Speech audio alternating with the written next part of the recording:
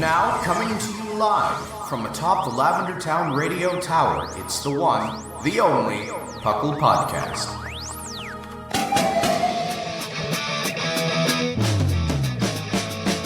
It's PUCL! PUCL! It's PUCL! PUCL! Pokemon Underground Champions League, oh yeah! PUCL!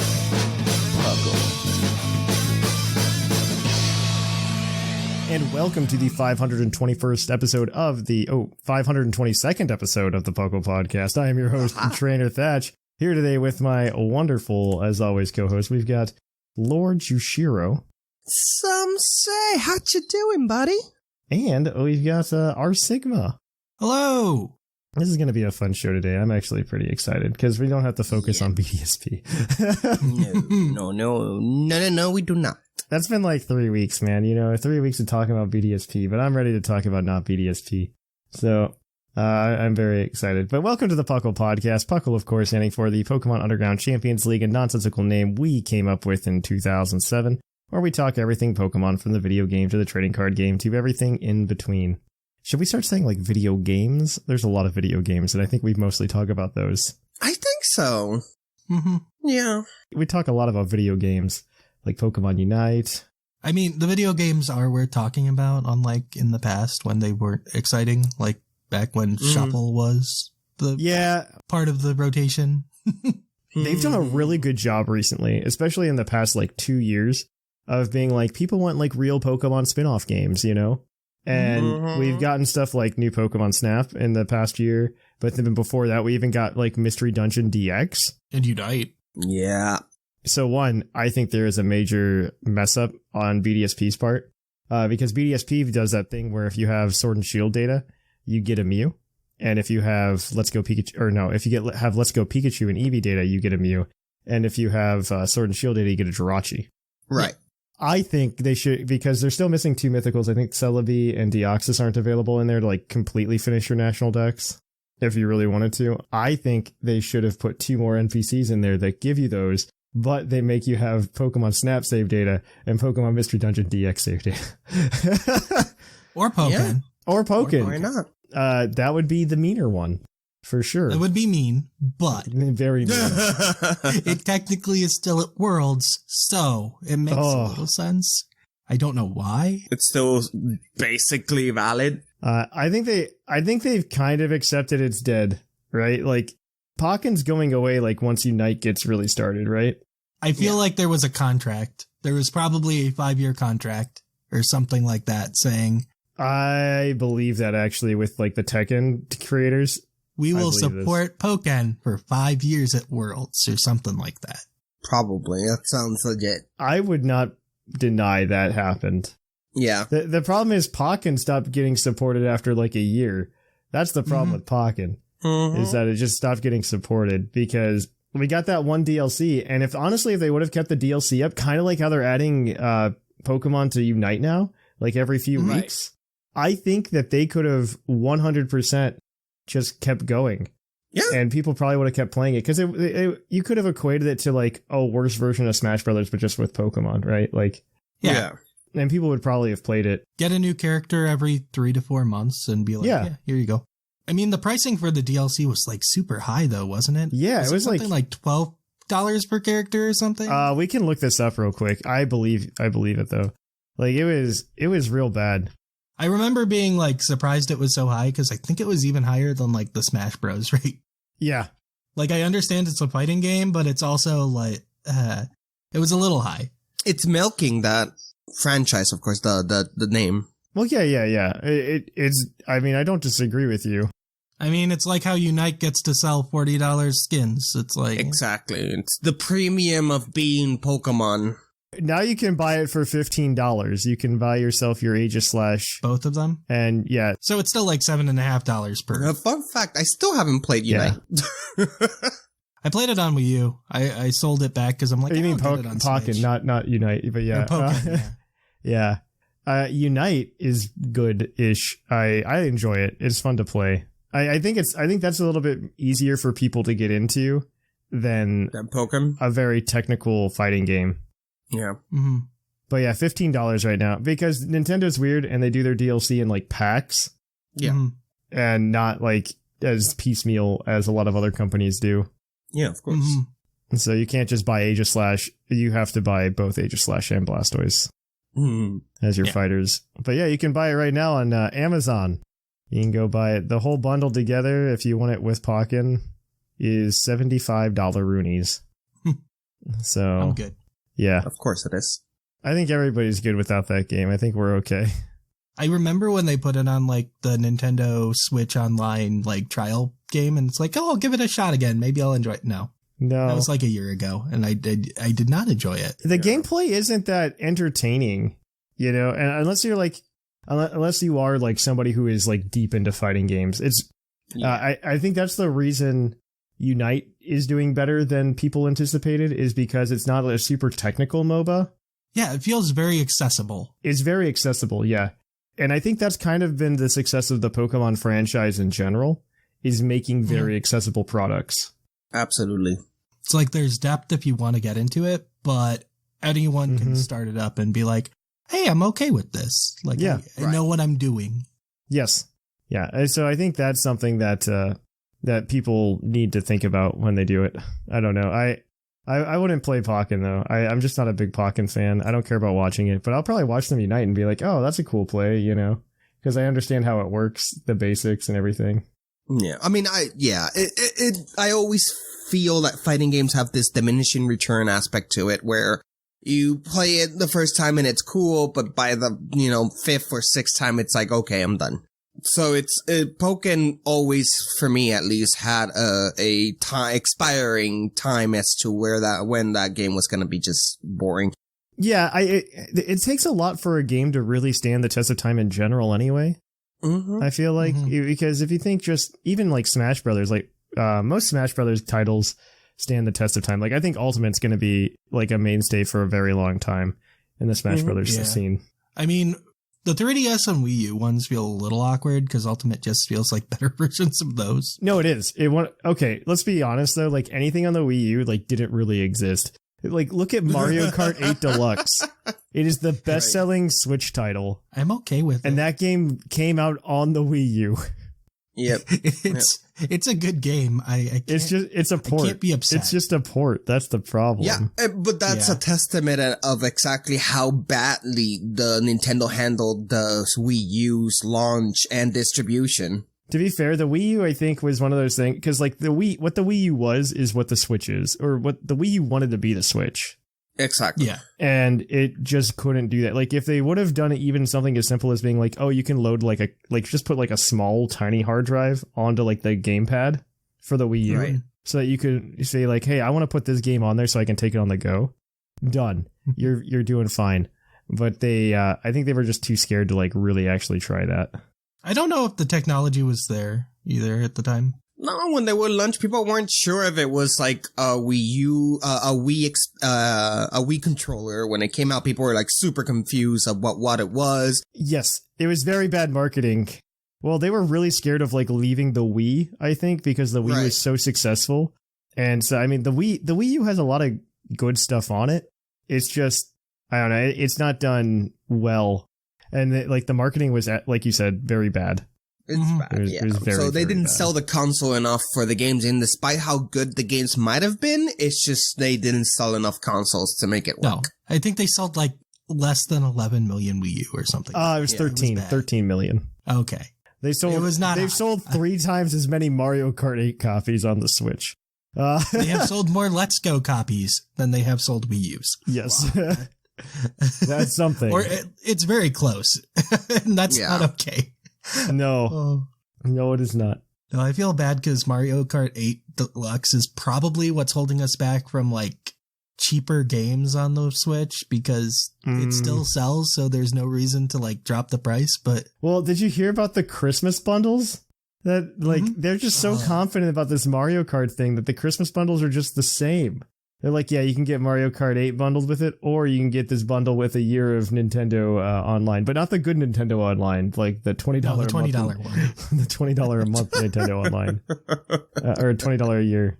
Yeah, like I feel like Mario Kart 8 is what's holding us back from like reduced priced games. Absolutely. Because it still sells millions each quarter. And it's like, oh. Yeah. And you can't really do reduced price games and not say, hey, this port that released like the second month of the Switch is not on that list. So. Yeah, it's so weird. The whole thing's so weird to me. Yeah. Hopefully we get a new Mario Kart soon so we can finally sunset Mario Kart 8 and make it like a $30 game or something. It's not going to happen.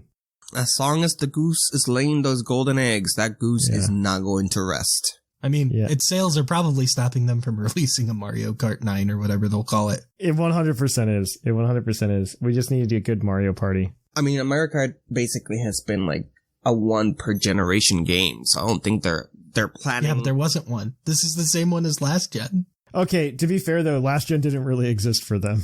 Like, there's a 5-year gap in Nintendo history. Okay, exactly, and it's not entirely the same game. I understand that has more stuff. As far as Nintendo's concerned, they had the Wii, and then they had the 3DS, and then they had the Switch. Okay, that's all they know. Yeah. Yep. All right, this is a good place to stop. This is a Pokemon podcast, not a Mario Kart podcast. So we're going to kick it on over, and we're going to go talk about some of the news that's happened in the past week. So let's cue that epic music.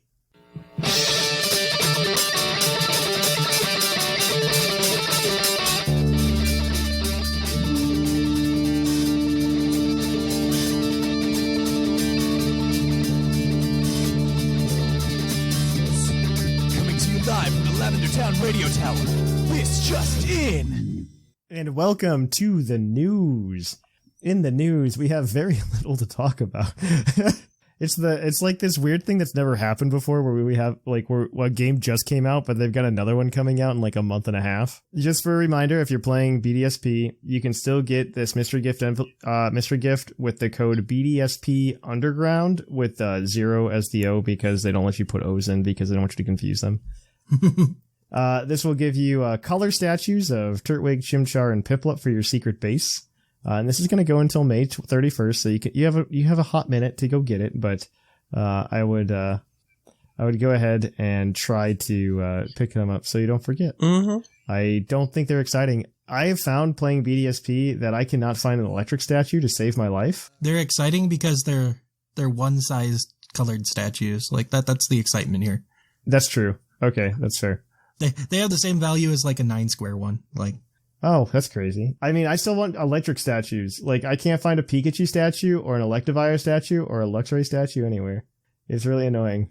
I just want them so I can boost the Elekid chance, you know? I'm still not sure what's the difference between the colored ones and the regular statues. All the statues do is boost what you find. Okay. God, the game does not do a good job explaining it. No, they don't. It just boosts what type of Pokemon you find, and the more of the type that you have, the more higher your boost is. There's like a point value in the back end that defines them all. I think regular statues are +1 and colored statues are +2. If you're playing Diamond, you won't find a quality fire type anyway, unless you finish the national decks anyway, so. I liked Houndoom's nice. Houndoom was okay. But you get how so I know we said not to talk about Diamond and Pearl, but let's talk real quick. Oh, we can absolutely talk about it. It's just not the focus. Yeah, my biggest issue with Diamond and Pearl is the Pokedex and how crappy it is. And I chose Piplup, and I'm like, ooh, I want Growlithe as my fire type for this generation, and I can't get one. No, you can't get one until the post game.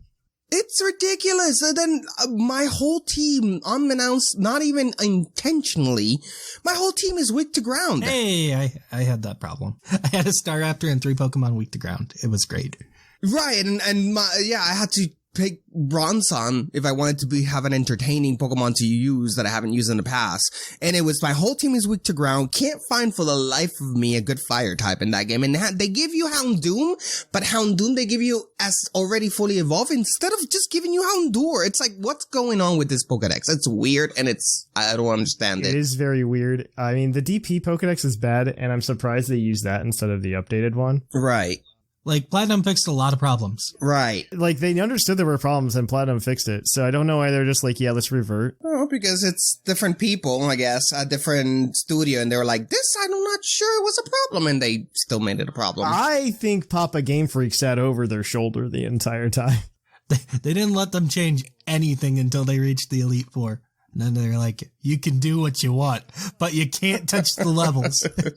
You're not allowed to touch the levels or the Pokemon, but you can do whatever you want after that. They did a really good job, I think, just on like AI and how the battles were done. Like the gym leader battles are hard. Mm-hmm. They are. The Elite Four started switching out Pokemon. It's like, ooh. Yeah. It was done well. Like, it was done very well. So I give them credit. All right, though. More things about BDSP. You can go ahead and check out the new download for BDSP if you want to get online for version 1.1.2, which everybody's upset about because it got rid of the menu glitch that lets you clone Pokemon. So you can't go ahead and clone your Pokemon anymore. It's real sad. Aww. Yeah, that's the glitch they fixed. They didn't fix timer, though. They have to consider it a problem. In the timer, they don't consider it a problem. I'm waiting for version 1.2. I think it's going to happen soon where they give us the full online capabilities. I don't think they're too far out from that. I feel like that comes before Christmas, right? Yes. Like, that seems like the goal. All right, so Pokemon also put up an Advent website, My Pokemon Place. I haven't seen this, actually, Sigma. You put this on there. Yeah, I just checked it out. The one for the 4th was like a link to a YouTube video where they sang Jingle Bells. This is like the worst and best thing I've heard. Yeah, oh wow, this is weird. Yeah, okay. It's very loud. Okay, we're not doing this. All right, yeah. So that was interesting, I guess. All right, let's move on to everybody's favorite part of the show, the Pokemon Go news section.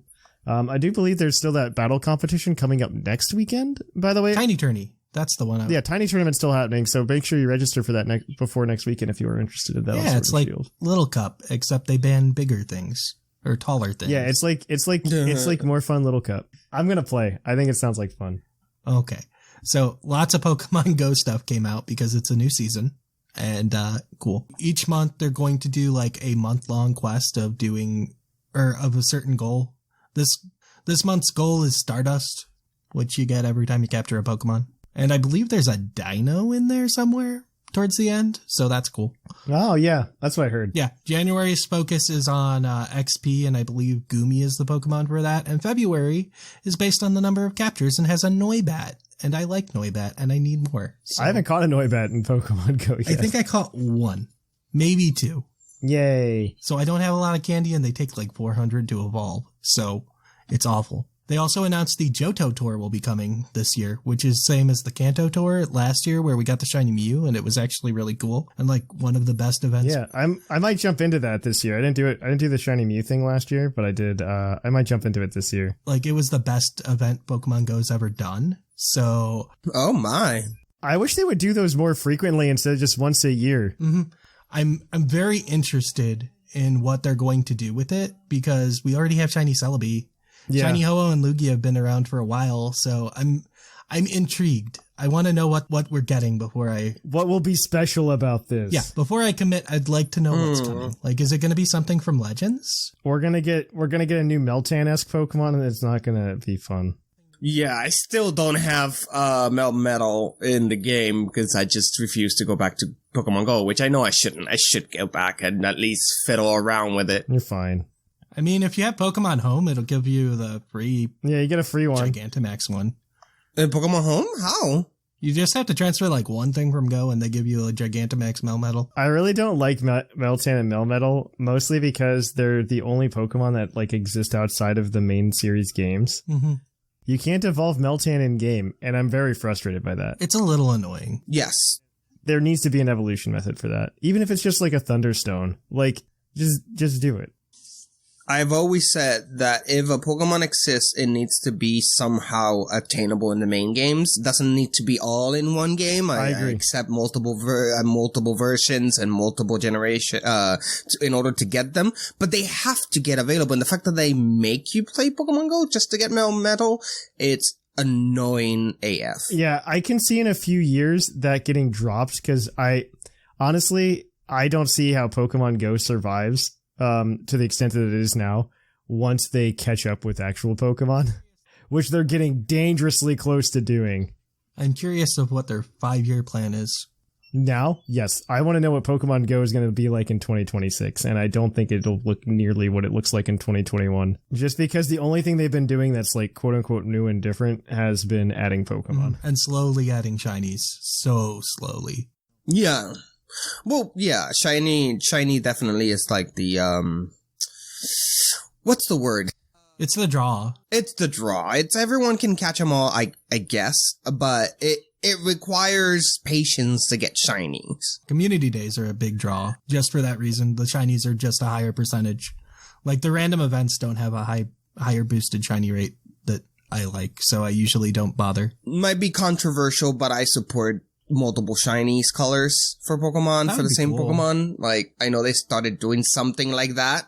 I'm not against that idea. With the little squared shinies instead of the little star shinies in Swish. But yeah, I really do think they need to expand on the shinies and maybe add like 2 colors per Pokemon if they can. Mm-hmm. To make it even more like, oh, I have to catch every color of my favorite Pokemon or something like that. Because I really do believe that that's a good draw since, you know, actually catching all Pokemon legendaries is not a draw. Everyone catches the legendary. So you need that one thing that people can just hunt for constantly. Pikachu. That would be fun. Oh, yeah. A pink Pikachu would be adorable. You could go back and fix a lot of the old shinies that are bad. All the pure green Pokemon, they can actually give them good colors. Yes. You know how hard it is that shiny Jolteon is ugly? You know how many years I've carried with this pain in my heart that the shiny version of my favorite Pokemon just sucks? Jolteon should be like Blue Lightning. That's what it should be. Yes, a bluish green maybe, if you want to add green so much to it. But that's Pokemon Go. Yay. PUCL Advent Calendar's still going on, so that's pretty cool. Today's Saturday, so we're only on December 4th. By the time you listen to this, though, December 6th. So get over there if you haven't already. Yeah, I think there's like pseudo legends and starters coming up. Oh, and if you're like me, and you get distracted mid-trade and you don't complete it, please wait, at least 15 minutes before you try again, and don't be like moi, who tried immediately after and the system kicked me out. So, remember, guys, just wait. Just be patient. Other than that, we still have the survey going, by the way. The survey, we posted it last week. Yeah, I said that if we got to 200 survey responses, we'll give away shiny BDSP starters, probably after Advent Calendar. Woo! But I think currently we're at like 120 responses already, which is insane. I don't think we actually ever got them that fast before.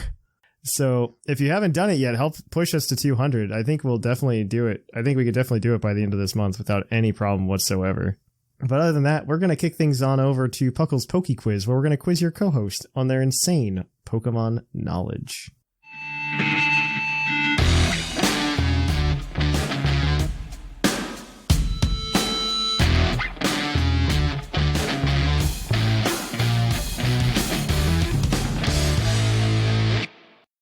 Oh, hi, and welcome to the Poke Quiz, the part of the show where we quiz our co-hosts on their insane Pokemon knowledge. I'm Mark, here to explain the rules. Our fabulous co-hosts will work as a team to answer 5 Pokemon-themed trivia questions that fans have submitted on the Discord server. Each question is worth 1 point, with Pokedex and multiple answer questions worth more, for a total of 7 points. The host can use a free hint at any time. If they get all the answers correct and do not use the hint, they can cash it in for an 8th point. And welcome to PUCL's Poke Quiz. Thank you for that introduction. This first question for you guys is going to come to you from Trainer Zach. Which type has the least amount of Pokemon? Interesting. Which type has the least amount of Pokemon? What's the another fancy way of saying what's the rarest type, right? Would it be Fairy? I was thinking Fairy, maybe Steel.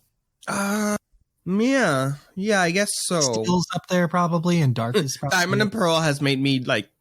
There's so many Steel Pokemon in that game that I'm not maybe doubting that, but you're probably right. There are.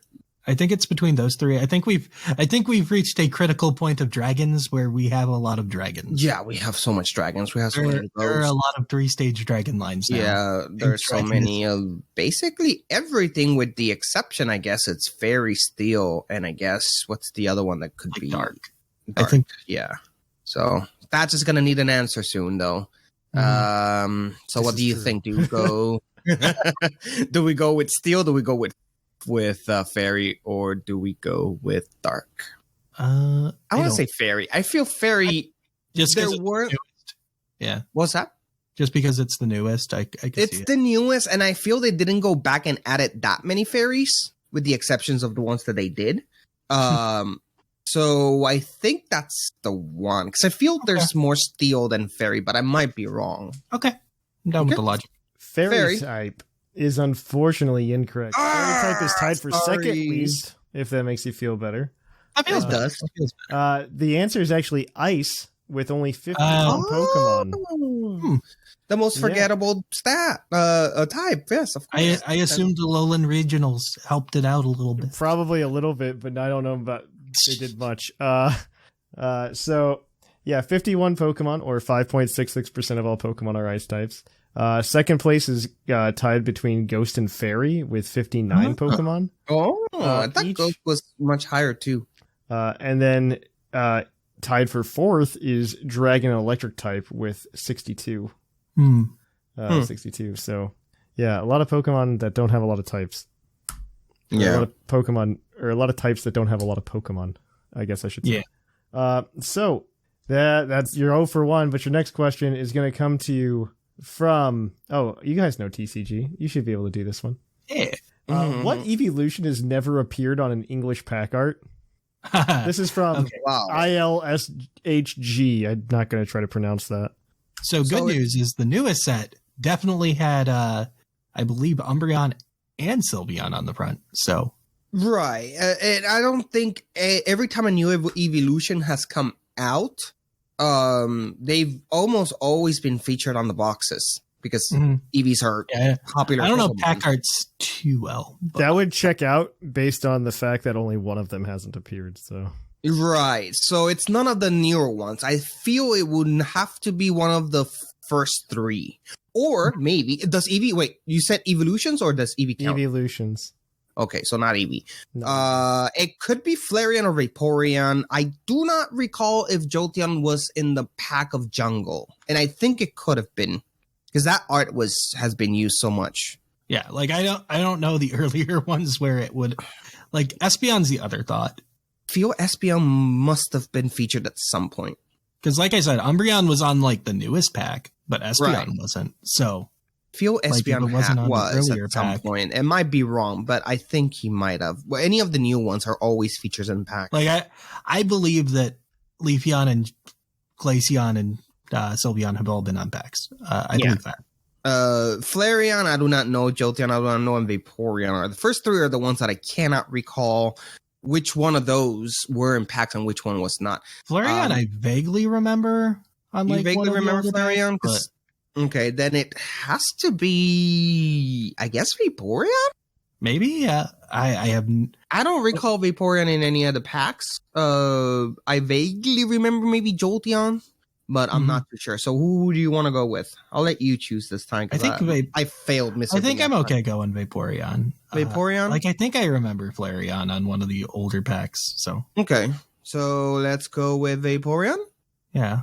Vaporeon is incorrect. The answer is once I say it, gonna be very unsurprising. Glaceon. Another ice, Scott. So this is and Flareon appears on Jungle Packs, Legendary Collection. See, I knew it. EX Delta Species, Pop Series 3. Jolteon's in the Legendary Collection, EX Delta Species as well as Pop Series 3. Yep. Heart Gold, Soul Silver, Undaunted. Vaporeon makes it into the Legendary Collection. Skyridge, Pop Series 3. Espeon's in Unified Minds. That's the only one Espeon's in, actually, so Espeon's a close second. Umbreon, though, made it in Neo Discovery, EX Unseen Forces, Unified Minds, Evolving Skies. Yeah, he's a popping one. And Leafeon makes it in Rising Rivals and Ultra Prism. Sylveon makes Unbroken Bonds and Evolving Skies. I could have sworn that I saw Glaceon for two. at some point. I know it's a bad day. Yeah. All It's right. okay. Your next question is your Pokedex entry question, and you will be able to get it right on the first one. You'll be fine. So let's go ahead. This one's going to be from Ethan Glass. He's going to get. This is from Pokemon Sword. Its Pokemon Sword entry reads: "It can't run properly when it's newly born. As it races around with others of its kind, its legs grow stronger." Who's that Pokemon? That sounds like Sounds like a horse. Yeah, sounds like Ponyta or Mudbray. Mudbray. Yeah. Ooh, I'm leaning- I feel it's Mudbray. I'm leaning Mudbray because, though it could be Ponyta, just because Galarian Ponyta is probably the one that got the Dex focus. But I'm feeling Mudbray. I don't think Actually, Mudbray too. I don't know why. I think I might have seen that recently, and I think it might be Mudbray. Yeah, Okay, but we could be wrong. It could be 3-4-0. And it's okay. We got a second entry. Mudbray is incorrect. There we go. The next hint comes from Pokemon Stadium. Okay, so it's And it reads, capable of jumping over the Eiffel Tower in a single leap. Its holes What? are 10 times harder than diamonds. I mean, so it's Ponyta or But how can Tauros, I guess. Ponyta jump? Or I would say Taurus, because how can Ponyta jump over a what? The Eiffel Tower. The Eiffel Tower, which apparently exists The Prism in that Tower. version. The Prism Tower. Okay, it's Gen Prism 1. Tower, Gen yeah. 1 Been makes a updated. lot of real life places references. It's I am aware, but not very consistent. Yeah. Well, what? I don't know. I just don't know. I don't see Tauros jumping. It's too big. That's true too. Then I guess Ponyta can apparently jump over the Eiffel Tower, which I just don't see how that happens. Is Ponyta your final answer? Yeah. So defeated. Ponyta is correct. Archeops here. Yeah, we got it down to 50-50 the first time. Yeah. Yeah. So you guys are 1 for 3 here. Fun. It's okay. So- we have a hint for this one. So other things Ponyta has jumped over in a single leap, according to the Pokedex, are though Tokyo Tower and Uluru. Ayers Rock is in parentheses. Thanks for the fun fact, Liger. I'm sorry I couldn't pronounce any of it.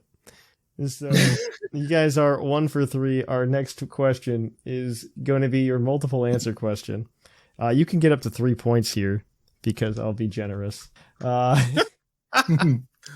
merciful Thatch. There are 6 answers to this question. Okay. There are 6 answers to this question. I will need for every 2 answers you give me, you will get a point. You will get up to 2 strikes here. After 2 strikes, you're out. This comes from the Purple Knight, and he wants to know about multi-hit moves. Multi-hit moves have been a staple since Gen 1. However, there are 6 types that have yet to receive a multi-hit move. What are they? Oh, son of a gun. Okay. So normal we can cross out. Right. Normal has 1 million. Yeah. Water has Water Shuriken. Yep. Ice has Fire. Yep. I can't think of a fire one. Okay, let's keep fire on the thought. Which Flying other has Dual ones? Wing Beat now. Grass has Bullet Seed. Right. Electric. I don't see. Yeah, I don't recall electric having one either. So fire and elect. Oh yeah, we have a hint we can just use too. I don't know how to hit This is the last so don't question? use it. No, there's one Okay. more after this. Oh, okay. There's base stat total. So- Okay. I guess if you're like between something, you'll use the hint, and I can just tell you which one's wrong. So right now we got fire, electric. Yeah. You need to lock Is there a these in ghost one? beforehand, by the way. Okay, so can we go fire? Fire's correct. Okay. Yeah, I can't think of a multi-hit electric move. Me So, either. yeah. So I'm confident in electric too. Electric. Electric is also correct. That gives you Wow. 2 of your 4 answers. Bug is no. Bug has pin missile. Jolteon's Yeah. favorite move. Yeah. That menacing pain attack from Jolteon. We all scared of it. Dark. I don't know if Dark has one. Well, depends if you count beat 'em up, is it? Or Oh yeah, beat up accounts. I beat think up. Yeah. Because although that depends on how many Pokemon you have, but still. We can hit multiple times. I think it's fine. Fairy, I don't think has one. So you've got Yeah, fire I and don't electric so far. I will need Yeah, I don't think Fairy has one, so I'm okay with Fairy. Fairy. Fairy is correct. That's There we 3. go. Okay. That's 3. I can't think of a steel one. How many you said that would 5, right? Or 6? There's 6 total. 6 total? So yeah, Steel doesn't have one. I don't recall Steel either having one. I know Dragon has Go one. with that. Steel, I don't think has one. Ooh, Dragon has one? I don't know which one. What They have Scale Shot now. It was like a DLC move. Yeah, I've never used that move, so that would have got me. But lock in Steel, I guess. Steel is incorrect. That is your first strike. Ooh. The move you missed there is called Double Iron Bash from Melmac. Oh, okay. That's a mythical lock. That's why you missed it. A mythical signature move. Gotcha. That's why you missed it. Okay. It can't be water. Yeah, no, we got water out. Ice is out. Ice has Icicle Spear. Ball. Okay. Psychic? Maybe. I'm not too sure what Psychic Psychic had. Psychic and Ghost. I can't think of ones for either. Yeah, me either. I can't. Does Ghost have one? That's what I'm thinking. I can't think of one. Ghosts don't have that many moves in general. Gonna need some answers. Okay. Let's go with Psychic, right? Psychic first. Okay, yeah. Psychic. Psychic is correct. That is 4. That's 2 points. There are 2 more types left. Okay, then we're gonna follow up with what we were just talking about. Ghost. Ghost is also correct. That's 5. There we go. We just need one. Does Poison have not one? 5. I'm pretty sure Poison does have one. I don't remember which one. Twin Needle. No, Twin that's Needle. Bug. There we go. It is Bug? It poisons, but it's Bug. That's how you poison steel types. What do you think? I'm okay with trying poise. Or ground is the other option, right? Ground, but I do not recall anything ground either. Yeah. How can you make the ground shake multiple times? Yeah, let's go with ground. You Might be use the wrong hint at this if you point. would like to use the hint let's- to 50, 180. 50. Let's use the hint to figure out which one. Yeah, let's use the hint. Marowak? Oh, okay. So poison. Okay. All right, there we go. Poison is correct. That gives you all 3. You guys are 4 for 4 now. Okay. Now, yeah, okay. We can make this 5 for 5 if you get this next question right. This next question comes to you from is your base stat question, and it comes to you from the egotistical Elekid. He wants to know what Pokemon introduced in Generation 4 has the lowest special attack stat. So, What Pokemon from Generation 4? Yes. Lowest attack stat. Mm-hmm. I have a thought. Special attack. Attack. Oh, My special thought attack. is- Okay. Actually, I have 2 thoughts. What's the thought? I feel like it's probably between Bonsly and Shieldon. That's where I'm at. Wow, Shieldon. So I know Bastiodon has like almost no offenses, so I have to assume that Shieldon also has almost no offenses. Right. But also Bonsly exists. And Yeah, I'm not too sure. I'm no idea what could be the lowest special attack in the game. So because like it's not Mime. Like when you're thinking of the baby Pokemon in the game, it's like not Mime Junior, and it's not definitely not not Cleafa or Badoo. Okay, like but Bonsly is all in the physical. So okay, and has no speed. I'm good if we choose Bonsly. Okay, Bonsly is correct. It has a base special attack of 10. The next one is Happy Knee with 15, Bronzor with 24, and Burmy with 29. So Bonsly, you guys are 5 for 5 then, so that does change up the standings maybe. I don't actually know where everybody is on the spreadsheet, so let me go ahead and add in the points where necessary. And Jushiro, what? Okay. What? I didn't realize, I didn't see where your name was on the sheet, Jushiro. This is getting very close to being incredibly competitive. Ooh. So just warning to those of you who care.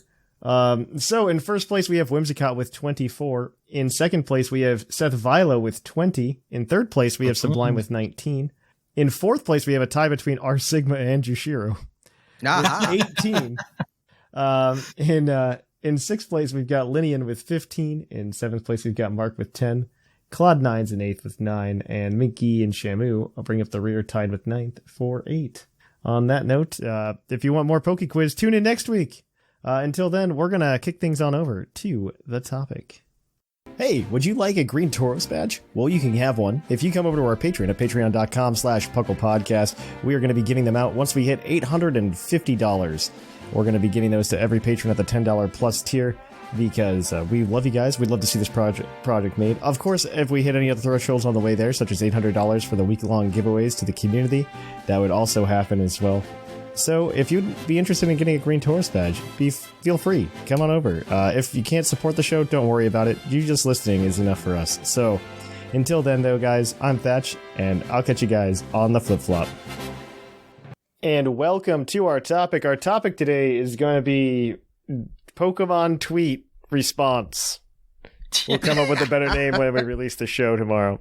Pretty much what happened is Pokemon put out a tweet the other day where they asked you to quote tweet and talk about some of your favorite things. And I think it's appropriate just to talk about them on the show. It's Pokemon 25 still. Yeah. Technically. Pokemon 25 until whenever. I think this is a lot of fun to go through. And because I think the three of us probably all have different answers for most of these. I think the first two are going to be the same, but afterwards, yes. I think it spreads out a lot. So obviously the first question is first Pokemon game. I've definitely talked about this on the show before, but it's blue for me. Same. yeah, same. Yeah, okay, we're all there. Okay, yay. Actually blue.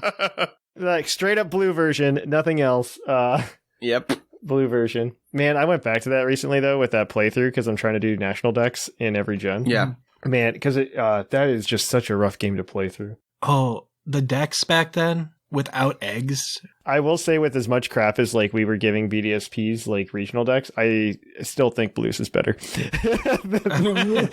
You're not wrong. I still think blues is better. I think the regional decks is better. In terms of variety, I think you get more out of Pokemon. I mean, it's the same size. The regional deck is the same size. Yeah. It is the same size. Actually, it's a little. Well, no, it's the same. No. size. It's like artificially smaller though because you have more legends in Gen 4. Well, that's what I was gonna say. Is there more legends? But it's only like one more legend, so it's not that. Yeah. Okay, but then that still artificially drops you by like 1, and so you're down. You're down to like 145 instead of 146. But Gen 4 also has more baby Pokemon, so that's... Yeah, and there's a lot of baby Pokemon, so like you've got things like Bonsly and Happiny, and so like the dex just feels really constricted in Diamond and Pearl in BDSP. That's why Platinum fixed it. Mm-hmm. Platinum did fix it because they're just like, hey, we came up with all these new Pokemon this gen, and none of them are playable. Maybe we should fix that. And so then they did. It's like, maybe we should make the 20 Pokemon at the end of the dex usable in-game. I mean, maybe we shouldn't evolve a Pokemon that you can't even catch in this game. You know, it's fine. It's they did what they wanted to do. They got that done. A lot of them locked behind GBA. Like, yep. All right. Next question they had on this is the last Pokemon game, and I think the answer for all of us is BDSP, right? Like, yeah, it is. Yeah, okay. yeah, it is. I'm going for that dex. I think I've seen 420, and I'm at like 3 owned. So. Yeah, BDSP is like really good for finishing national deck. I mean, because I don't know, like the only problem I have with BDSP in their decks is they didn't fix it. So Sword and Shield, like we rip on that game all the time, and that game absolutely has issues. But the one thing that Sword and Shield absolutely did right was in the wild area you could catch fully evolved Pokemon like Rhyperior and stuff like that. Mm-hmm. And my biggest pet peeve is BDSP did not bring that improvement with it by just like shoving that in the underground. They could have just been in the underground. Yeah. Right? Like as a rare spawn, and that's why you use the statues. Yep. You boost Ghost up high enough, and hey, look, there's a Dusknoir. Yep. Yeah, no, I think forcing trade evolutions is literally the dumbest thing in the entire world. I think trade evolutions in general are just dumb. They're just I hate them. Good. I almost always disqualify all trade evolutions from my gameplay because I usually don't trade until I finish the game. So I miss out on being able to use Machamp. Gengar, I always, since he's one of my top favorites, I always make way to do the hassle and trade him whenever I do use him, right? But he's the only exception. I've never used an Alakazam during a gameplay. I've never used a Machamp during a gameplay. I've never used a Golem, not that you will want to, because it's just the hassle of having to trade to evolve them. Still not beating the Elite Four. It's just, Yeah, too much trouble. Getting extra evolution items in that game seems super grindy. It is. Everything's in the battle, or everything's in BP, and that means grinding Battle Tower. And, Yep. But I need ability patches because you can only get hidden ability Garchomp from an ability patch or Gligar. It's real grindy. Yeah, it's annoying. It's just real annoying. I don't like what they're doing with that. I don't know. Like BDSP, like I said, Pokemon really likes to do this 2 steps forward thing, 1 step back, all the time. I honestly think BDSP is more like 2 steps forward, 2 steps back. But it stays right where it was. I mean, it's not a bad game, right? And I guess me saying that my only complaint about it is the Pokédex. It's a testament in how, fine the game is. It's not bad. I enjoy playing it. I just compare, for example, Swish, which we've been criticizing on this podcast for years at this point. I find it more enjoyable because the wild area gave me so many options of I think Sword and Shield did a lot of cool things right. They did, and that's one of them. Because I think most Pokemon games, every single Pokemon game when it comes out, and Swish is just under a critical lens right now, right? Because it's the current one. Yeah. They do a lot of. It just depends on how big that step back is. You know what I mean? Yep. Yeah, and I think that's where the community really reacts. But my problems with BDSP are not exclusive to BDSP, if that makes sense. I understand that. I would agree with that. Yeah. The problems with BDSP come from the original source, and their choice to use the original source in faithfulness is a problem, I guess, technically, but... Yes. Yeah. They could have improved it. They could have added the Platinum Pokédex from the get-go, but they chose not to. It, right? Yes. And they just chose not to. But we also see the source, and it's the problems were there in the original source, too. So I can't completely blame BDSP for its shortcomings. Right. All right, so let's move on then. This is where things start to diverge. Favorite Pokemon game? I'll go last because I don't know what my answer is. Sigma goes first then. I'll go middle. It is White 2. I believe that. That's a good one, though. That went really specific. Why White 2 and not Black 2? Because it's the one I played, but also because... okay. I like the Reshiram fusion with Kira. I dumped a lot of hours into that game, actually. So I was one of the few people that legitimately enjoyed Joint Avenue, unironically. So I spent a really long time leveling it up. Me too, actually. I was super into Joint Avenue, and I got really excited when Ultra Sun, Ultra Moon kind of tried to bring that back. Yeah, they tried. And Sun and Moon, but they tried, but it was bad. Yeah, Joint Avenue was done very well in Black and White too, and it's again one of those examples of 1 step forward, 2 steps back, right? Hey, we brought back this feature you really liked, but we made it worse. They had achievements in the game. That's so cool. Yes, that's true. They did have the medals. Oh my gosh, that's so true. Oh, right. Black and White 2 were I don't want to say it, but they were pretty close to peak Pokemon. They were peak DS era Pokemon. Or Game Boy. They were the evolutions that Ruby and Sapphire started. Yes. Right. And they were the most realized versions of that. They have the best regional Pokédex. They have one of the best regional Pokédexes. Right. In the regional Pokédex is actually really solid. Because, you still have the Gen 5 stuff, and I think my biggest issue with base Black and White is that Black and White just said, hey, here's a bunch of new Pokemon, nothing else. New Pokemon and nothing else. Yep. But then they fixed that. They remedied that. Because, early on, you can get Mareep, you can get, which is a fan favorite Pokemon, and somehow took this long to get into BDSP, but whatever. And to get into Gen 8. And then you've got, you can go catch Psyduck, which you have to because Junichi Masuda. Azumarill. What would a game be without Azumarill in the regional decks? Wow, yeah. You get early Elekid or Magby based on your... Yeah, and Riolu. It's Magnemite's right there. You can even get Eevee when you get to the 3rd gym town. It's so many options. It's so much better than base Black and White in that regard, just because there's so many old Pokemon that you can also use with everything else. Mm-hmm. It makes me feel happy on the inside. It's one of the few games where I abandoned my starter because Yeah. the Unova starters are just kind of meh. Well, there's so many Pokemon. There's just so many Pokemon. How big is this dex? I'm looking at it right now. 250, I think. It is more than 250, actually. It is 300. Ooh, yeah. 300 in the Black Look and at White that. 2 regional decks. It is 300. Yeah, that's a good number. Like, That's a good number. I think that worked out. Sword and Shield, for reference, had 400, which was really, that's good. I don't think Yes. it helped that like they cut everybody off, but that's a different story. But yeah, Black and White 2 are solid games, and the Pokemon selection is spot on, I think. I don't think I go there and I'm like, man, I wish there was like this type of Pokemon or something, or this Pokemon's missing. Apart from Pikachu, yeah. There is no Pikachu, and I'm okay with that. Okay? You could get hidden You're abilities right. in game for the first time because originally they were Yes. locked Yes. in Dream World. Dreamworld was a mess. Oh, wow. Yeah. Dreamworld. I forgot about that. Yeah, it's okay that you forgot. Everyone else did, including Pokemon. I think my favorite Pokemon game I might have to go with like Gold and Silver, and probably extension, probably Heart Gold, Soul Silver. Mm-hmm. A lot of it's nostalgia glasses, I think. But Yes. I also think that those games, specifically Gold and Silver, take a very particular way to play the game, which when you're a kid and you're playing video games, it fits right into. Yes. Well, because like I look at myself now, and when I play a video game, like I binge it, Yes. right? Me too. And when you're a kid, you can't binge. Uh-uh. You can't binge. Like your parents are like, well, you get this much time to play your game, and then you're Unless you're hiding. Yeah. Game Boys were really good for that, though. So Little blanket fort. sure, snake Mom. light. not in the dark. Not in the dark. Okay, you had to buy the little worm light. Yeah, that's true. You got a little blanket fort. No one will know you're playing. It's Yep. fine. Yeah. Just get a ring light, Yeah. a little flashlight, put that little flashlight in your Yeah. mouth, and play Game Boy under the covers. Oh yeah, good old days. I remember being a kid though, and my mom like bought me this. This was the last time I didn't get a Pokemon game on release day, by the way. Was Pokemon Silver, and so she like bought it for me. It was like a Friday, I forget what month. I just remember it was a Friday, and like I'm a 10-year-old kid, so I have a beanbag share because I'm real cool.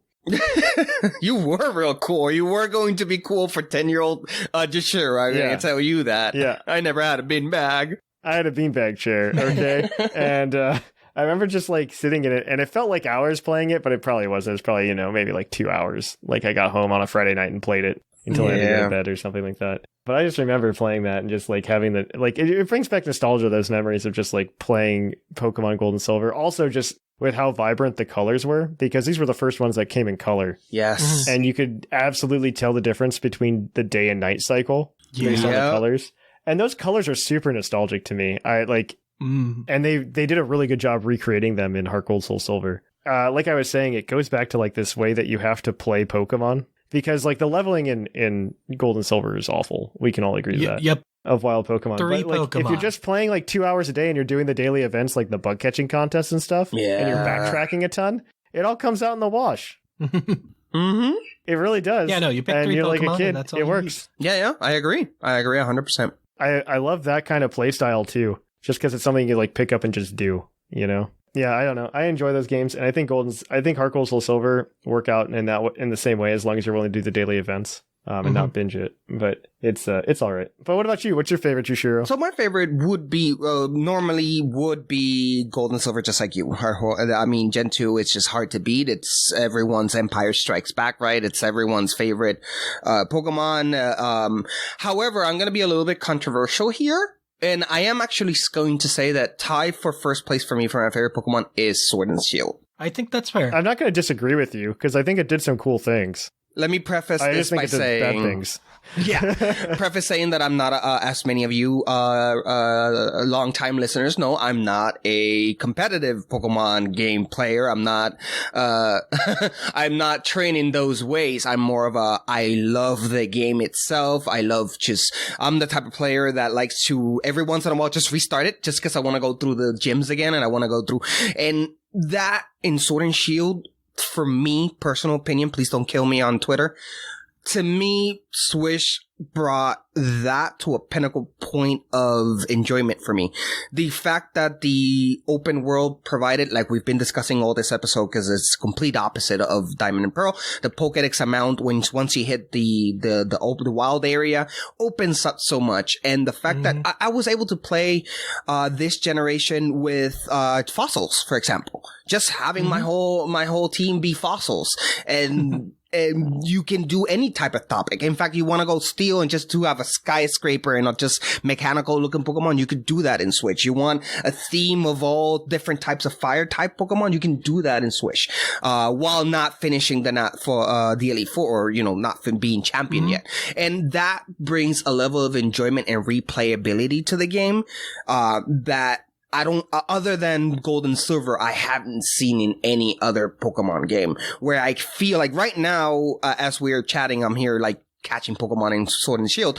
I have an urge of wanting to start it again and choose a different type and going through. And again, that's because I'm not competitive, right? I understand that the game competitively has a lot of issues. The timer, 20-minute timer for online play is the timer's the worst part. Okay, that's my biggest issue. I understand that competitively is not the best one, but oh boy, the game itself, and again, not claiming it has the best story either, just how enjoyable is the game for me to just play. No, it is fun to play. I don't disagree with you. It's one of my favorite. It has the best co-op in the entire series. Yep. Yes. That's not something to scoff at. So my favorite, definitely tied with Gold and Silver, is Swish. Yeah, no, I think that's reasonable. I'm very interested to see where they go next, because I think raid battles were great. I think the Dynamax Adventures were fun. Yeah, I don't know how you do something like that in the future. My only issue with Sword and Shield is I don't know how well it's going to age. Yeah. Yeah, that's what I'm saying. Like, I feel like the next game can capitalize on what Sword and Shield put out. Well, I'm not even worried about how Sword and Shield ages. Like, I don't think it'll age gracefully, but I'm also thinking about I'm also thinking about just like the mechanics, because a lot of the things for Sword and Shield for me was just like being able to play with my friends and like jump on and do raid battles. Yeah, that was a lot of fun. I mean, that's not going to happen, right? No, like the wild area is going to be a one player thing, and after Gen 9 drops. Yeah. It'll be I mean, unless they they make it somehow, maybe not fighting giant Pokemon, because that's going to be a Switch exclusive thing, a Galar exclusive thing, but something that could relate and make raids. You just do it with Megas. You do it so you let Megas come back, okay? Absolutely. I was going to say that, but you just beat me to it. Mega evolutions alongside with when they bring little guys to help out. I always forget the name of that feature. Oh, that would be the best. Actually, yeah. SOS was fantastic. Yeah, just be a Mega in the center and bring a little boys with him, and you have to raid them. I love the 1-on-2. Like, I love the 1-on-2. Yeah, it's the best. All right. So, most played Pokemon game. I don't actually know the answer to that. I think it might be Sword and Shield for me. It's not Sword and Shield for me. I think my answer is probably Gen 6. I don't know if it's Omega Ruby Alpha Sapphire or if it's X and Y. Oras is probably second for me, but Oras was just solid. I think in terms of like play hours, I think I probably played the most in Oras. Mm-hmm. I probably played the most there because just competitive was there longer than it was in X and Y. Yeah. Yep. Which is the only reason I think that probably happened. Yeah, it was an extra hour, but also, good battle timer. Good battle timer. Yeah, could you not give us a garbage battle timer, please? Thank you. And megas. And megas. Good breeding. Well, that's when they brought breeding to the level that it is at now, where you can. I think the only improvement that I think is notable since then has been Sword and Shield, where they let move osmosis happen. Move osmosis is great, and mints, so you don't have to worry about nature anymore. But I think X and Y was the one where they're just when you breed, you use the Destiny Knot and you get 5 IVs, and it's just that's a game changer. Yeah, I mean, yeah, and then everyone was able to trade breed checks, and it made a positive community. It was 100% the best thing that ever happened was X and Y and how they did that. And X and Y also had a really healthy competitive meta. Yes. Mm-hmm. Gen 6 in general had a very healthy meta, I thought. I don't think Gen 7 was as healthy because of Z moves. Yes. And Tapu's, honestly. Tapu's got real busted. Yeah, they fixed Tapu's now. If Tapu's in Gen 7 had the same debuffs as they do now, I think it would have been okay. Yes. They were just like very overpowering in Gen 7. 1.3. Gen 6 though, I miss Gen 6. Gen 6 was like the meta. Gen 6 was good. I really hope Gen 9 comes with I really wish they would take the opportunity to fix those issues instead of waiting till the next generation to fix those things. If they could just update them. Yeah, okay, so theoretically they could, but I think there's some kind of limitation somewhere that's not allowing them to, and it's probably one of those things, well, for BDSP, they don't intend on it being ever a competitive game. Right. They're not going to change it there. So I don't know. I don't disagree with you. I would really like to see them change it for us as well. Yeah, like if there's Pokemon that are really, they're supposed to be, that they wanted to highlight and for whatever reason they missed on the testing that the game actually is bad. Not the game, the Pokemon is bad. Let them do like it's I don't know, December update. Zoroark is getting +5 base attack because we felt that Zoroark wasn't doing enough damage or something like that. Would be amazing, and it would help the meta be more fluid and more active if they would once a month drop an update and say, hey, we added 5 speed stat to this Pokemon or defense to that one because we felt that it wasn't working as we wanted to, and we want you guys to test it out. And I think that would be amazing. I just don't know if they're ever going to do that. I don't expect them to ever go that heavy onto balance patching. Yeah. As, yeah. We'd essentially have to just remove Incineroar from the entire pool.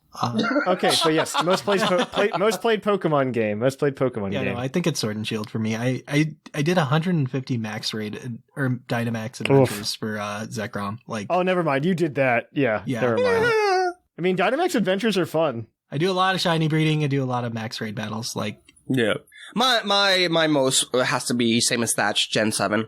I think that's where Gen 6. Gen 6 was Gen mine, 6. Not Gen 7. Sorry. I keep forgetting those. Mixing those two up. Gen 6. I think it would have to be Gen 6. They're kind of similar. I don't blame you. So yeah, when X and Y came out, that was my second renaissance with Pokemon. Even though I did enjoy Black and White and Black and White 2 heavily, I didn't find PUCL until X and Y was about to come out. And since I found PUCL and I had a community to play with, that's where I spend all my time, was in Gen 6 training and just having fun with you guys and all the things we did in PUCL. But before that, before Gen 6, I would think the most I ever had on a Pokemon game had to be Gold and Silver again, mostly because back in school, I had a community there that played Pokemon all the time, and we would do tournaments and stuff between us.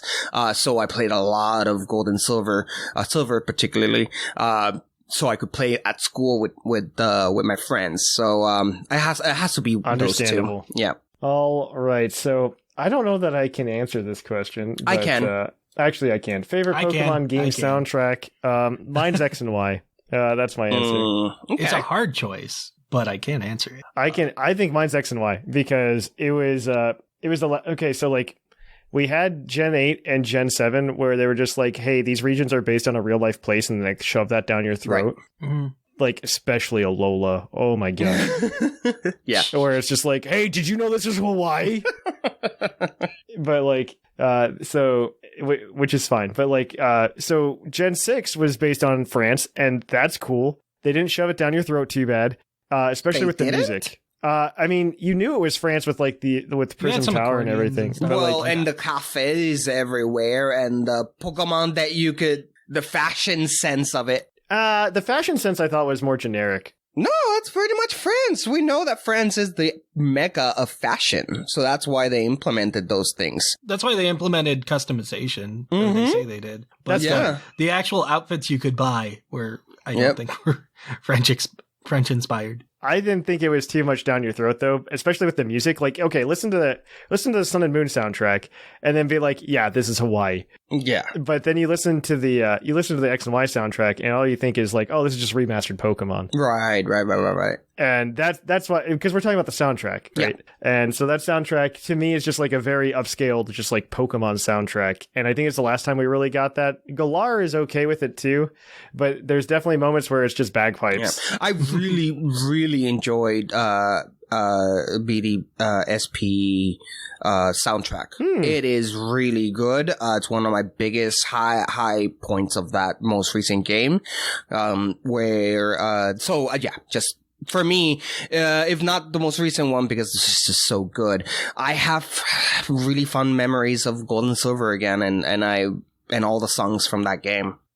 So Very reasonable. I'm going to piggyback on that and say that my favorite is probably Heart Gold and Soul Silver. That one's good too. Because, one, they have GB sounds. So you got the Gold and Silver cut in there too.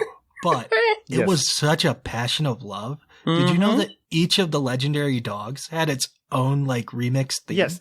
Dude, that game in general is a passion of love because like the guy who made the director who never directed another Pokemon game after that was just like he got criticized for trying to put too much in. Yeah, it's dumb. But it's so good. Like they were just like, you're putting too much in. I mean, it's just going to make the rest of your games look bad, I guess, which it has. But it's fine. Right. Like the national park theme. I don't remember that one, but I assume Blackthorn City, also a great one. But like I said, all the legendary songs are in there, and such a good time. Well, that is it. I guess we will ask all of you to fill this out in the mailbag this week. Those will be interesting responses. Those will be fun to read. Yeah, that'll be fun. Until then, though, we're going to end the topic here, and we're going to kick things on over to the Pokemon of the episode. We will catch you on the flip-flop.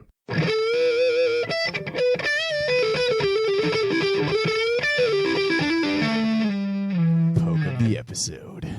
And welcome to our Pokemon of the episode. Our Pokemon of the episode this week is National Dex number 235, Smeargle, the Painter Pokemon. Its Pokemon Sun Dex entry reads, the unique creations produced by each Smeargle are painted using the fluid that oozes from its tail. This is how it marks its territory. It's also an NFT artist, apparently. So God. Smeargle is back, baby, in BDSP. So today we've got a BDSP VGC team with Smeargle on it. Y'all know you're scared. Well, he's been a staple in VGC for a really long time until he didn't exist, and which is fine. They also nerfed Moody. Smeargle's really bad, actually, stat wise. And I mean, 55 HP, 20 attack. 35 defense, 20 special attack, 45 special defense, and 75 speed for a base stat. The cost of being able to use almost any move. Yeah, he can do pretty much anything.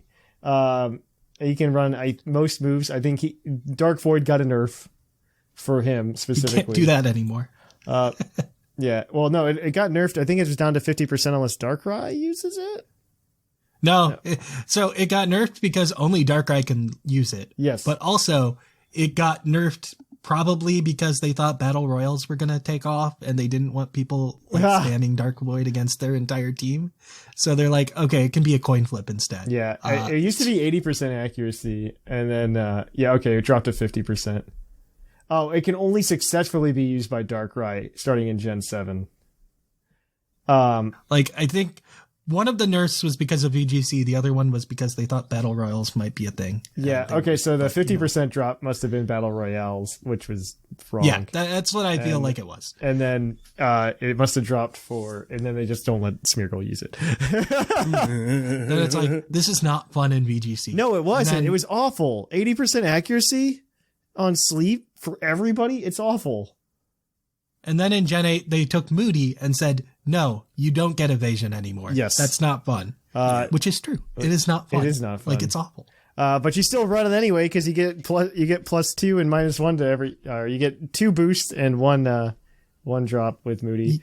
You might become bulkier, and if you don't, you were already a Smeargle, so it didn't matter. Smeargle, this Smeargle that we've got today is interesting. I don't know this is a Trick Room team that he's put on.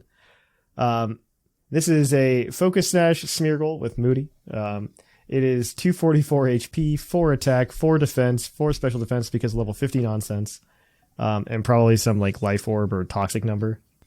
Sandstorm number, maybe. Sandstorm, that makes sense. Jolly Nature, so you can go as fast as you can because honestly, it doesn't matter otherwise. He's got Fake Out, Follow Me, so you can do a little bit of redirection with Smeargle. Trick Room, so you can set up your Trick Room. And then, of course, he's got Transform. I say, of course, like that's normal. It's not. But yeah, I guess you could use Smeargle to transform into like one of your opponent's Pokemon, which is interesting. Or if you get to set up with yours. I don't know. I think I'd rather have Spore in that slot, but that's just me.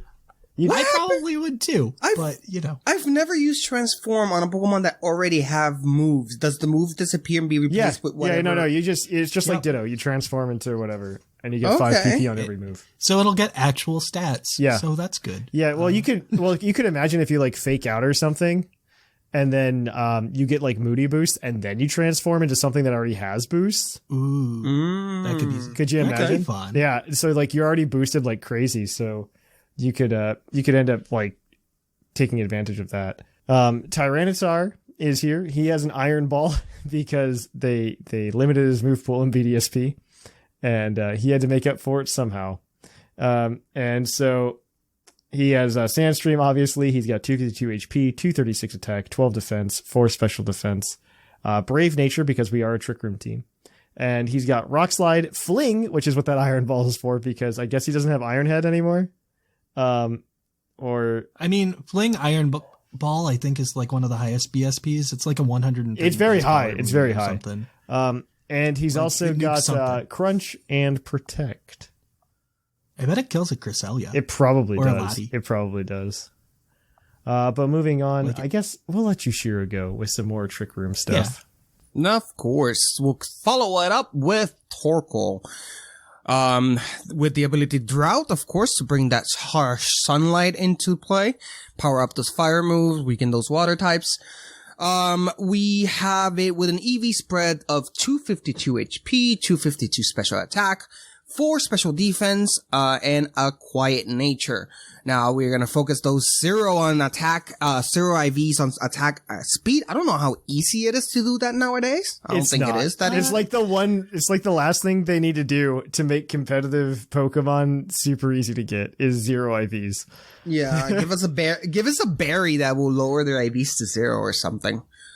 0 attack doesn't matter. Right, something like that. So the 4 moves that you're going to find on this Torkoal is Eruption, Heat Wave, Solar Beam, and of course, Protect. Following it up, we have Staraptor, which I've never seen in a competitive game. Is he good?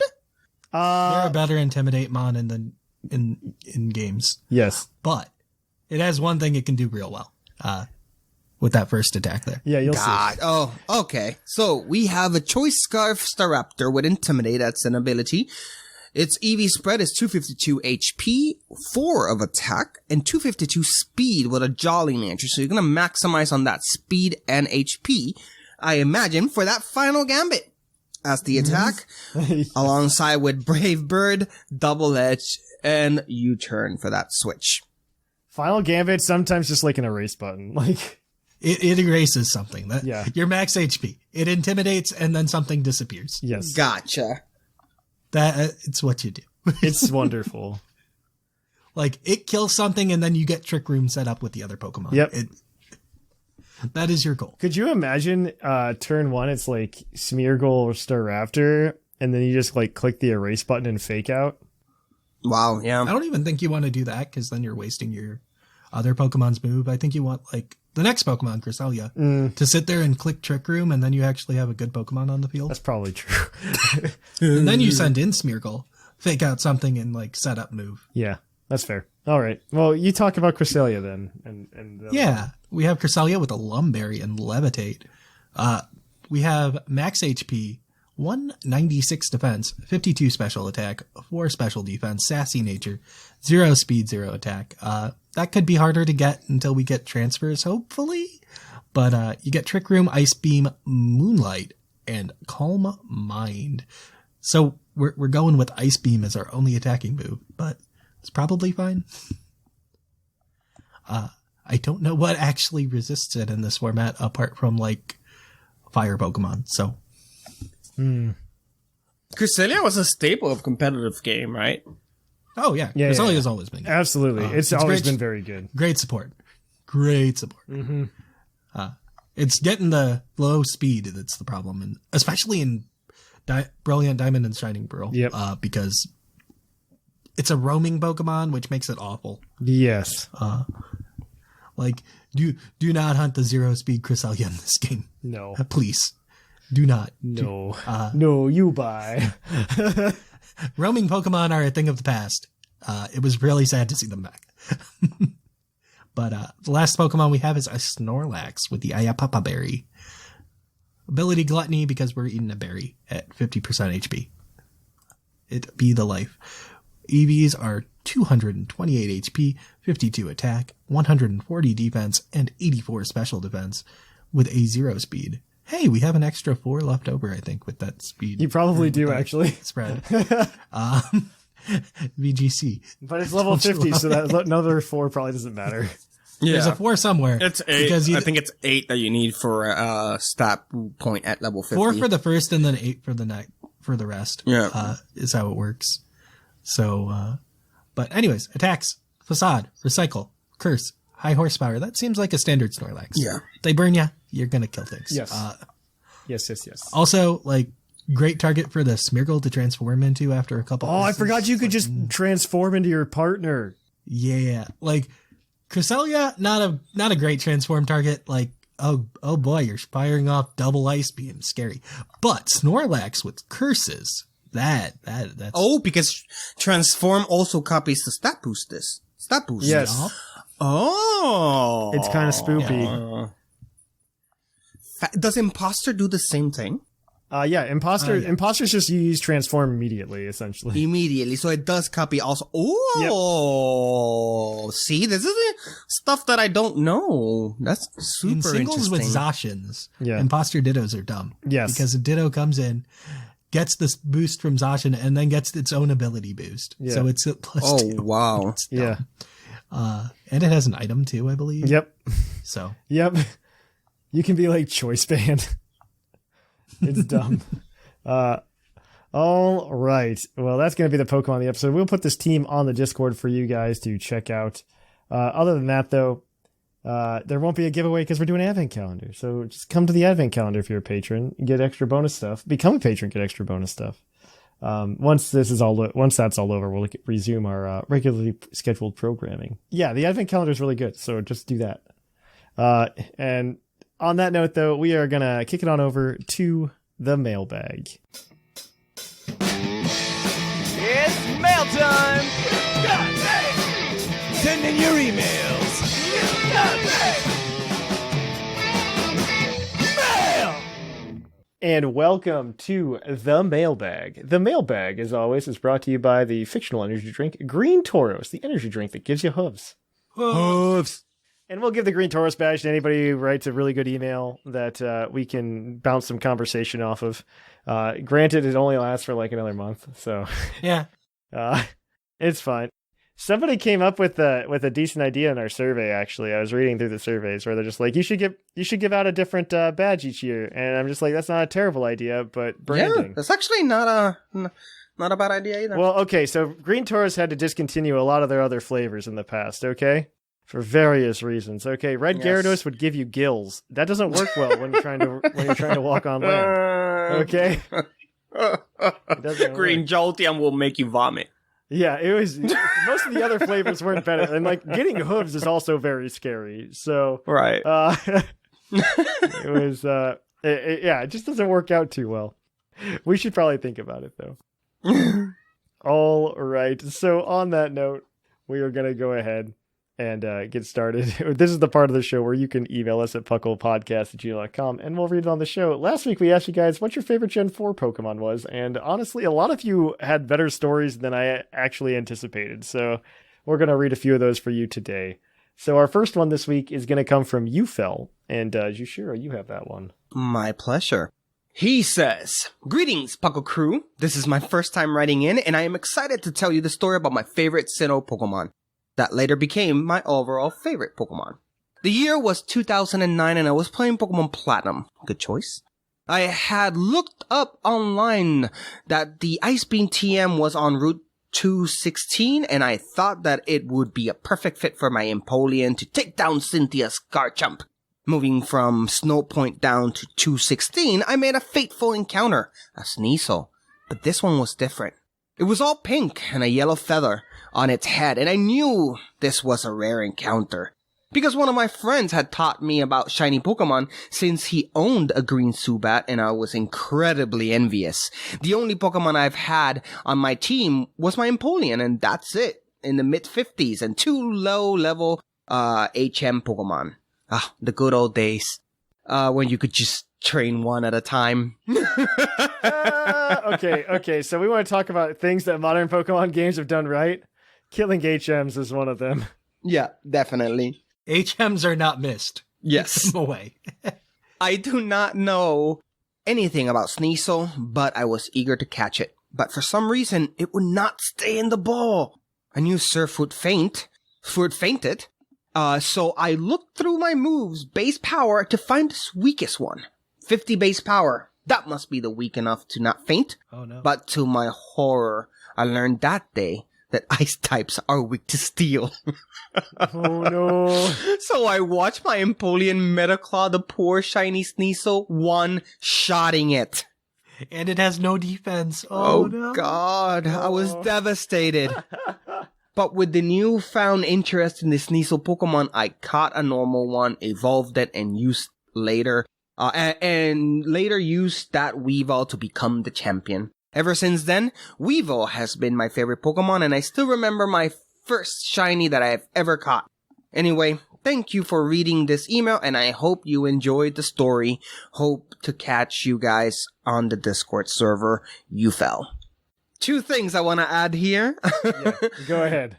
The number one, I feel you. First of all, my first shiny ever that I got in Pokemon Silver was in Ariad, not the Spinarak, which is fun. But my most tragic story with shiny, I've told this on the podcast a while ago, was a shiny Abra at the beginning of the game, right at the start of the game. Shiny Abra. Oh, no. All I had was 5 Pokeball and 1 Great Ball. That's sad. That actually sucks. And I threw the Great Ball, and it didn't catch it, and I saw that shiny Abra just teleport away. That's That does sad. suck. Yes, it was horrible. That's like finding something in like a safari zone. Yes. I have no control over this. Yeah. I just have to throw a ball and pray. Yeah, and pray that Arceus is going to be nice to you that day.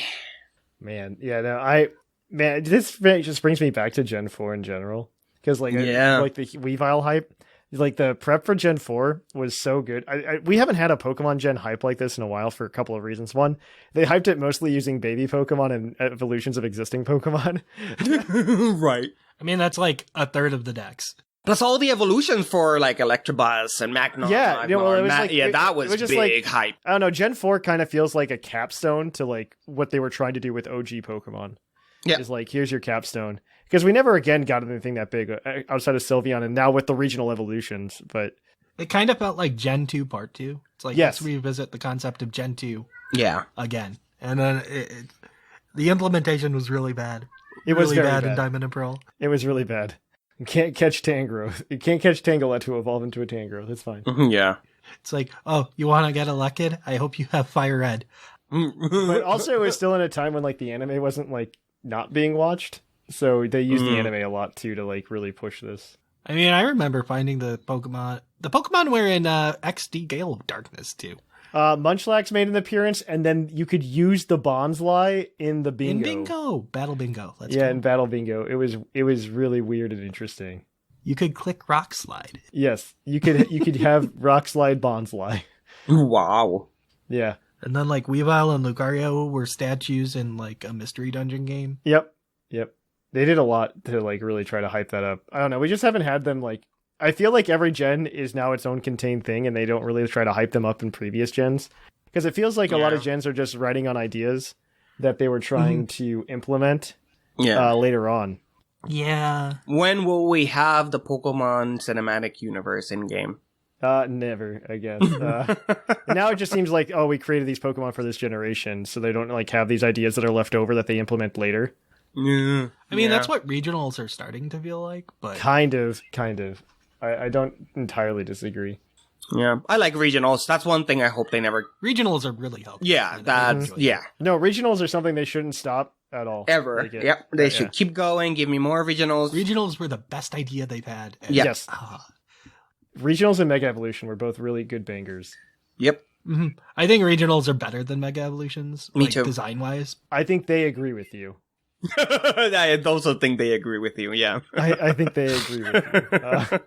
But I wish they would have added some more Megas to Gen 7 and just kind of kept that train going. We can be helpful. Maybe Gen 9 will bring them back and give us new ones. I We hope can so. always be hopeful and then be disappointed when it doesn't happen. I kind of hope they really do try to stop doing like their generational battle gimmick. Yes, me too. I would really like that to stop. I have no interest in revisiting triple battles in black and white. They tried like their regional battle gimmick. Mega Evolution's one of those, but Mega Evolution, like they got it right. That was the first one time. success for one. And then they did Z moves. No, that wasn't the first time though. We remember triple battles from Triple and the rotation battles were a failure. Yeah. I wouldn't call those the same issue as or the same type of battle gimmick because I see what that's you only mean. one Yes. type of battle. Like Mega Evolution, You have to do a get different in type of there. battle. Yeah. Right. It's not something that it's in every battle. Gotcha. Yeah. So like then they did Gigantamax, right, and Dynamax. Yeah. Which I was excited for, Mechanically, I think they're interesting. but they didn't land. they were cool at first and then they kind of dragged. Yeah. Well, mostly because they're so bad for single battle. I assume that maybe. I think they're fine. They're okay in BSS. Well, didn't they get banned by Smogon? In 6v6, it's broken. 6v6 they snowball real hard. Okay, yeah. All right. Yeah, it was like the Ultra Beast problem, but made worse. But yes, Sigma, I will have you go read this next one from Sirius. Yes. Hey everyone, I go by Sirius here. Just recently started listening to the podcast and I'm about 100 episodes deep, hopefully going backwards. Oh no. Well, 100's not bad. That's only like 2 years ago. Okay. No, that's what I said. I said I hope he's going backwards. He didn't say he was. I talked to him on the Discord server, and he said he was going backwards. Good. Oh, there you go. Trying to get active in the Discord as well. This is my first time really playing Gen 4. I started Platinum just before Sun and Moon came out, but just kept going back to Oras and only made it out to the second gym. I don't blame you. It's hard to go back if you played the newer games. Yeah. Yes. I can't blame it. I want to play the old version so bad. I just don't want to turn on my 3DS. I wish they were in Switch. My 3DS is broken, mostly. Oh, I can turn it on, but if I open it fully, it just kind of shuts off, so I just let it sit there. All 5 of mine still work.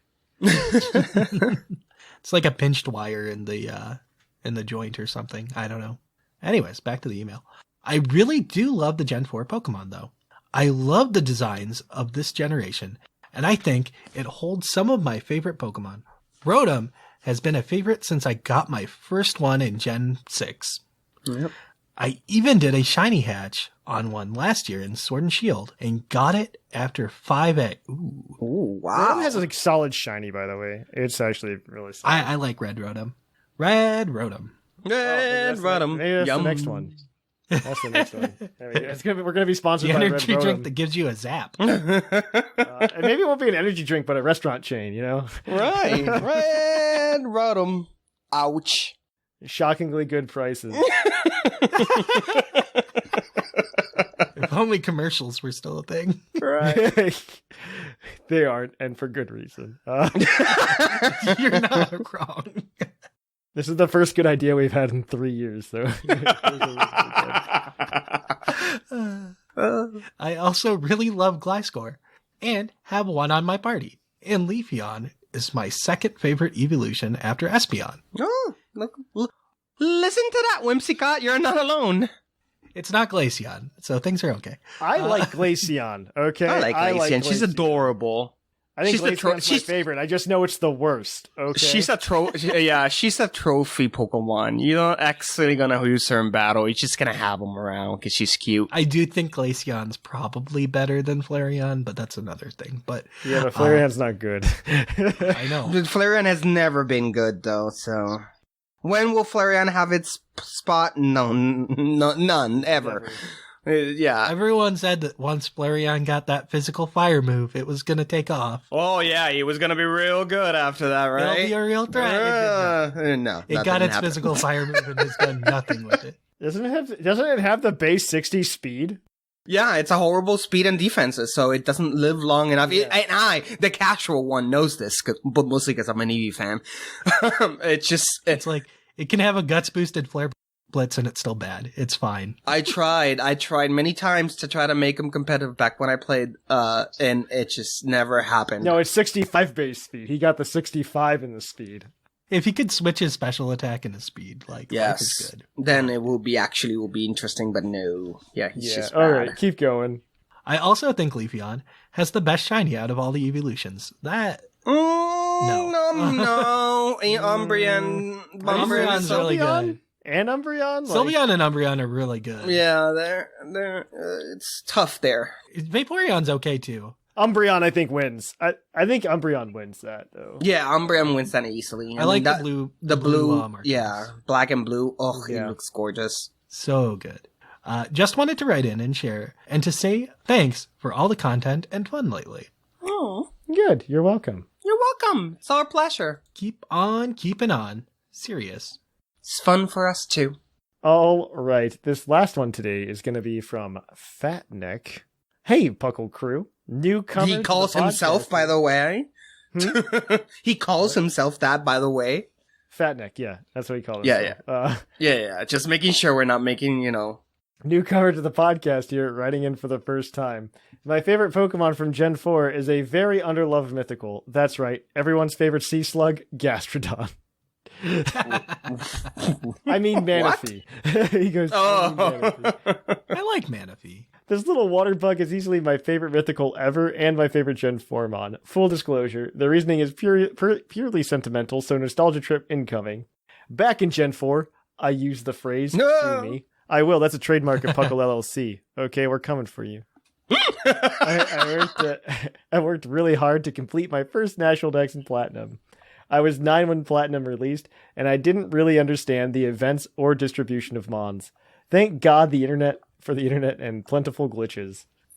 The Manaphy was the last Mon to complete my Dex, Fiona excluded because, At this point, Pokemon Ranger was a few years old. Over a month or so, I bought and exchanged 3 used copies from my local GameStop, and all 3 of them had the Manaphy egg claimed. I think that's the stupid part of Pokemon Ranger, by the way. The stupidest part is that each copy, even if you reset the save, you can't reset the Manaphy. So you could only use it once? Yeah, for the Manaphy egg, and then you have to have a fresh copy or a copy that doesn't have it claimed. I mean, you can get around it now because you can just go inject a save into the cartridge. Right, okay. That has the Manaphy egg not claimed, but it's there wasn't a way of doing that. No. I mean, obviously, and that requires specialized hardware and stuff to do even then. So, wow. Thankfully, 4th try was the charm. I was 13 when I finally completed my first National Dex.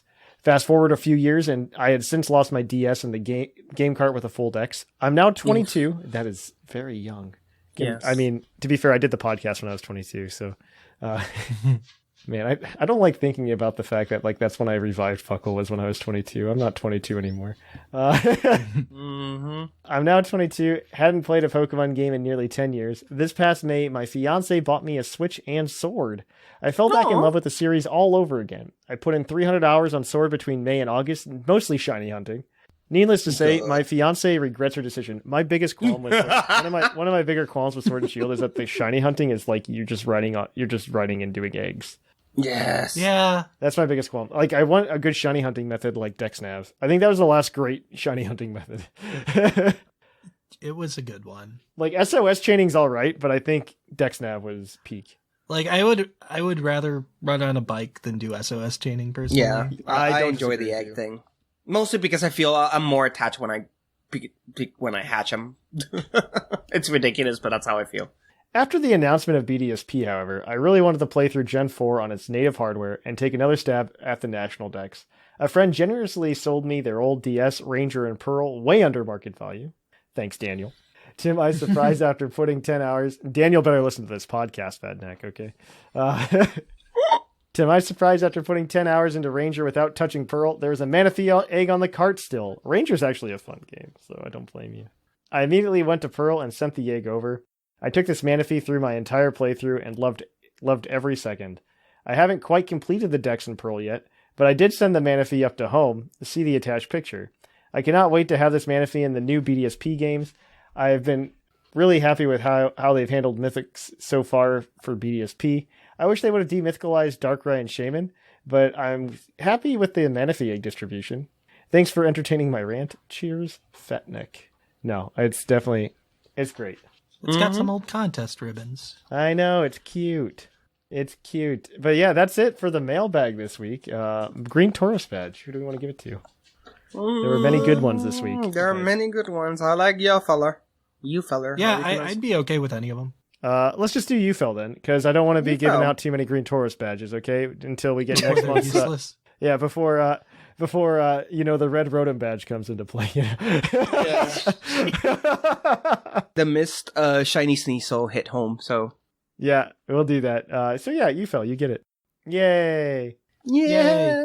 Yeah, email us next week with your response to what your first Pokemon game was, your last Pokemon game was, your favorite Pokemon game, your, what's the other one? The game you spent the most time in, soundtrack? And which game you enjoyed the soundtrack out of the most. Please send those in. And I guess least favorite, we forgot to do that ourselves, but... Oh, that was the least favorite? Yeah. That wasn't one of the questions, I think? No, it wasn't. It was on the Zelda one. Yeah. We forgot. We were following the tweet too closely. By we, I mean Thatch. But yeah, do that. Send that to pucklepodcast@gmail.com. It's Gen 3. That's the worst. There we go. I did it. That's not... Lies. I don't know that I hate any of them. I don't know. It's weird. But Let's go. Right. Never mind. You're right. Okay. Never mind. You found it. All right. So next week, until next week, guys, if you want to hang out with us, maybe get some sweet free Pokemon over on our Discord server, come over to pucklediscord.com. Hang out with us. Follow us on social media over on Twitter, Facebook, Instagram, and Tumblr. You can also go ahead and follow us over on YouTube at youtube.com/PucklePodcast. I've got some video ideas floating around in my head that we might be able to use here in the near future. We also have our Twitch at twitch.tv/thepucklepodcast, where I try to get on there at least once a week, and I know other people have been trying to get in there as well, so definitely keep an eye out on that. Definitely follow us on, I guess those are the only things. If you want to support the show, you can do so by going over to Twitch at twitch.tv/thepucklepodcast and dropping a free Twitch Prime subscription if you have Amazon Prime. Or you can go over to our Patreon at patreon.com/PucklePodcast. I have to do Green Taurus pins now for the $10 tier. And that'll probably be coming in January. I need to email the guy today to get those pins rolling before the Chinese New Year. Yes. So definitely keep an eye out for that. If you're at the $10 tier, though, when we get the pins, then you will get shipped a pin. So that is how that'll work. All right. So on that note, we are going to go ahead and end the show. I have been your host, Trainer Thatch. Some say I've been Jushiro. And I've been R Sigma. Here in the Lavender Town Radio Tower, it's closing time.